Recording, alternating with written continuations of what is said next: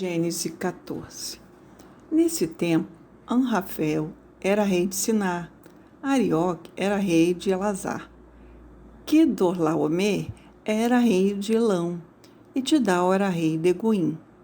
Esses quatro fizeram guerra contra os seguintes reis: Bera, de Sodoma, Birsa, de Gomorra, Sinabe, de Admá, Semeber, de Zeboim, e contra o rei de Bela, cidade que também se chamava Zoar. Esses 5 reis juntaram os seus exércitos no vale do Sidim, onde fica o Mar Morto. O rei de Quedorlaomer os havia dominado por 12 anos, mas no 13º ano eles se revoltaram contra ele.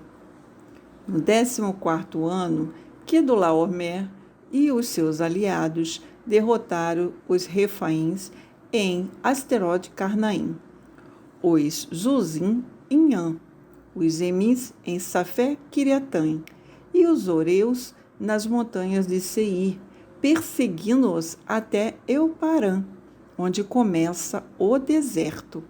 Depois voltaram até Cádiz, que naquele tempo se chamava em Mispate.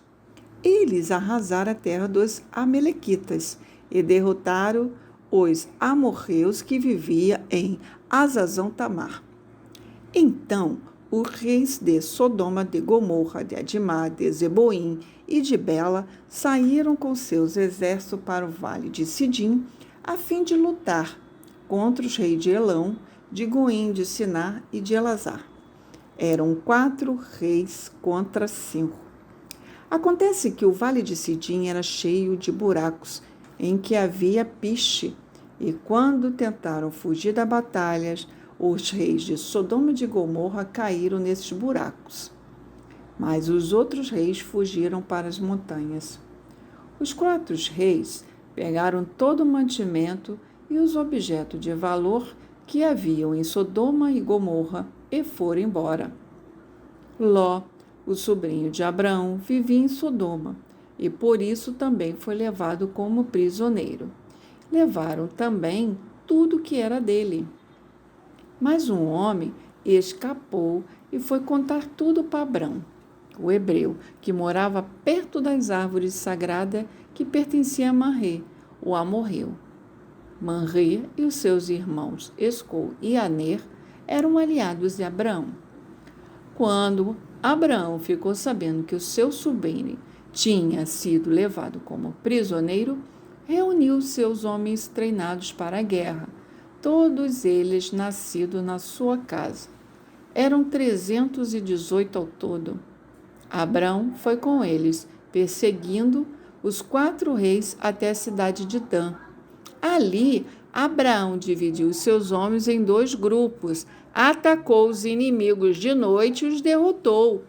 Ele continuou a persegui-los até Oba, que fica ao norte da cidade de Damasco, e trouxe de volta tudo o que os inimigos haviam levado.